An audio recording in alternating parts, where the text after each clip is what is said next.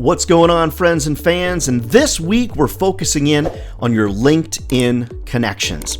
Now you might be saying to yourself, Ryan, I use LinkedIn, I think I'm effective on LinkedIn, and I want to share with you one of the tools that I use to be able to get further faster with people on LinkedIn. Now, what I like to do is connect with current clients, connect with past clients, and make sure I'm connected and following companies either of interest or companies I want to engage with. But when you reach out with a connection request, there's the ability for you, at least for sure when you're on the desktop version, to make sure you're including some type of note with your connection request. The reason this is important is because if you want to grow your network effectively, you need to make sure that the right people are in your network. And if you want them to actually accept your connection request, they need to feel like there's some value they're going to get from that connection. So let's back up just real briefly. Let's talk about your profile. So if you're like me in the sales business and your profile is dripping with sales mention, sales in your title, all those types of things, everything says sales. If you're reaching out to a prospect or new client or even past client and they see salesperson pop up as a connection request, most people aren't going to accept it, decline it, or whatever, because most people don't mind buying stuff. They just hate being sold. And we as salespeople definitely have a sales process that we like to work people through. So it might start with, to increase your connection request, your connection request status, what you might consider doing is changing your title and updating your profile so you don't come across as quite being so salesy. Okay, that's the first step. Second step would be find the client you want to connect with, follow them for sure to make sure you're not missing updates and things like that. Then when you connect with them, you want to create a little note that you include as that connection request that talks about the value that they will receive from accepting your connection request.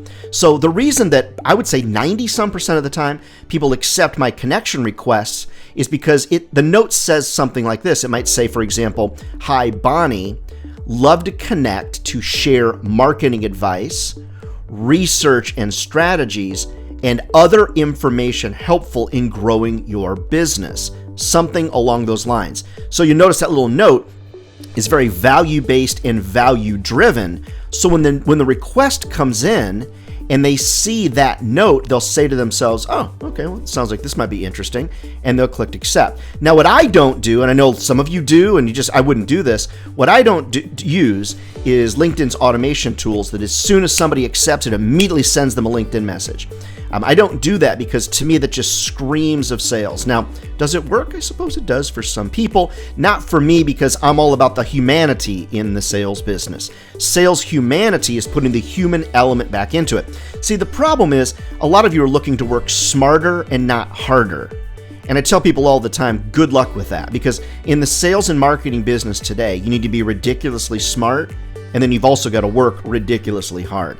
So a lot of you are looking for tips and tricks and shortcuts, and I'm just telling you right now, as your friendly neighborhood sales coach, hey, you're going to have to be really smart about it and work really, really hard as well. There's not a lot of shortcuts to being successful in the sales business, but there is the option and the ability to be able to follow some pretty good sales advice. I try to give it to the best of my ability to be able to grow your business, to be able to grow yourself as a person, and also help your network grow as well. And that's why I'm such a huge fan of LinkedIn. I feel like it's one of the best sales tools that is out there.